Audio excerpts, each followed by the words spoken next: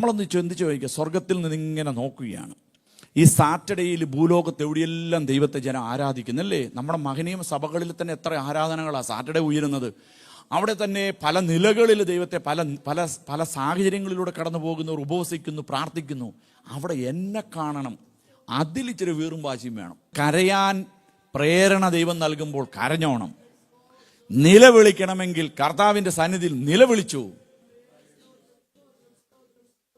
അനുതാപത്തോടെ ദൈവസന്നിധിയിൽ ഒന്ന് മുട്ടുമടക്കി ഇരിക്കണമോ? ഇരുന്നോ. വിടുതലും കൊണ്ടേ മടങ്ങാവുള്ളൂ.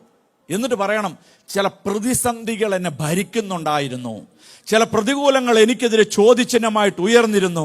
എൻ്റെ മനസ്സിൽ പോലും ചില പ്രശ്നങ്ങളിലൂടെ ഞാൻ കടന്നുപോയിക്കൊണ്ടിരുന്നത്. ദൈവം എന്നോട് എന്താ ഇങ്ങനെ മാറി നിൽക്കുന്നുള്ള ചിന്താഭാരത്താലാണ് ഞാൻ വന്നത്. എന്നാൽ ഇന്ന് ആലയം വിട്ട് മടങ്ങുമ്പോൾ നന്മയും പ്രസാദവും പൂർണ്ണതയുമുള്ള ദൈവഹിതം ഇന്നതെന്ന് തിരിച്ചറിഞ്ഞ് മടങ്ങുവാൻ എന്നെ സ്വർഗം സഹായിക്കുന്നു. ഞാൻ ലോകത്തിന് അനുരൂപനാകുവാനല്ല,